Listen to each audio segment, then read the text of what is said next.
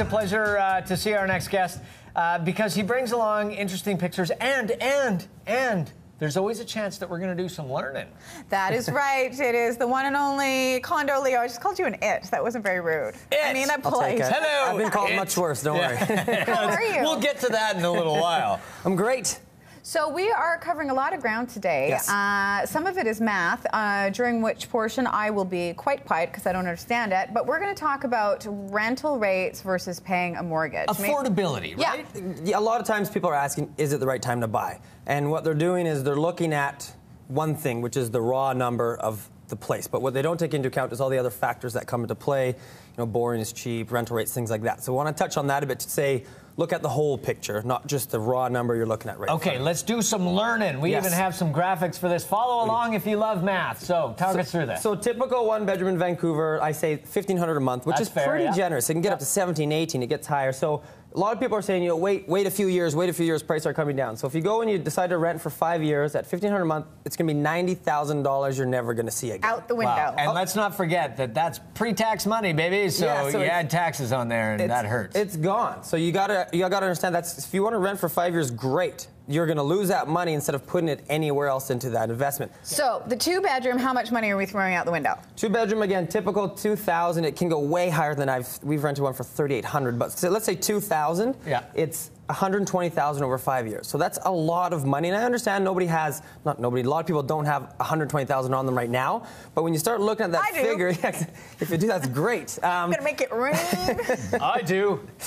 I know. If you look at that number, you don't have the money now, but you got to understand that a lot of people are just saying, don't buy, don't buy, don't buy. Well, go rent for 5 years, and then after $120,000 is gone, don't forget to take that into account. So if you've got your finances in order, it is actually more beneficial. Because I think you've actually been pretty generous with a 1-bedroom for $1,500. Yes. That's cheap in Vancouver. They usually go for about $2 grand. You're looking at not the nicest place. No, you're not. Okay, let's move on to the next section where we take actual houses, interest rates, and we do a little bit of math with that. So another thing to look at when you're looking to buy, or is it the right time to buy, is borrowing money is pretty cheap right now still. Yeah. They all say historically one of the cheapest periods of all time. Exactly. So they say rates are going up. So in this example, you've got $425,000 condo, 10% down, 3-year interest rate, and a mortgage term of 25 years.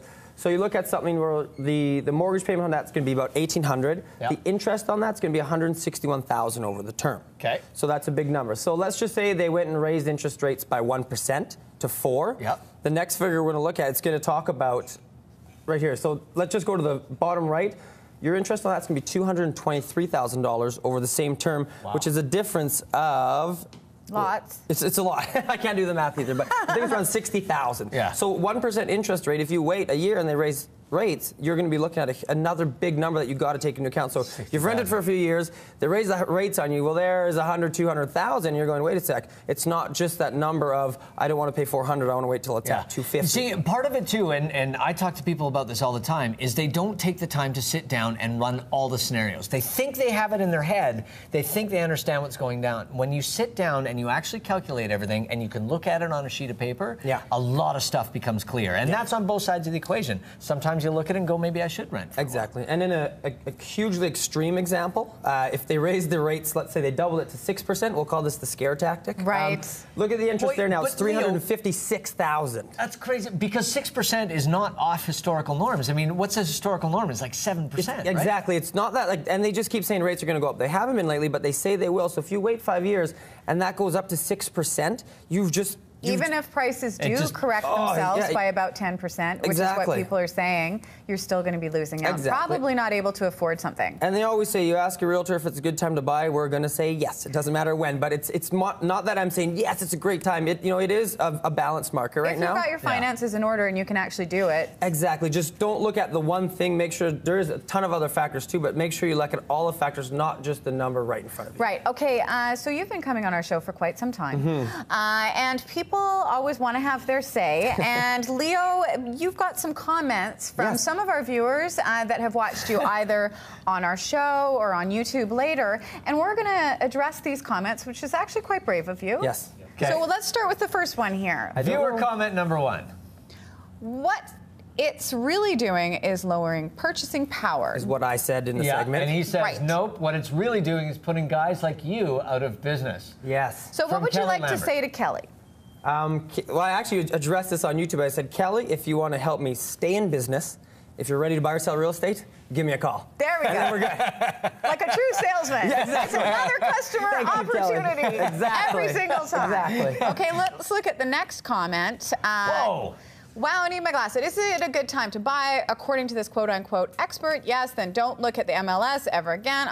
What a shameless pump. Real estate is cyclical and blah, blah, blah, blah, blah, blah, blah, Real estate market in blah. Canada, including Vancouver, going to decline now for the next several years. If you plan to sell in 3 years, sell now. If you plan... So he's calling you an expert, and then he's giving Balls Woodman... Balls Woodman. Wait a minute, let's bring it up again. Balls Woodman is then giving his or hers, I don't want to make any assumptions... Professional expert opinion. What would you like to say to Balls Woodman? Well, I would like to send my clients to Balls Woodman because he's just got it down packed. He knows what he's talking about. Yeah, so if you want to sell, Balls Woodman. Ballswoodman.com. Actually, I probably don't go there.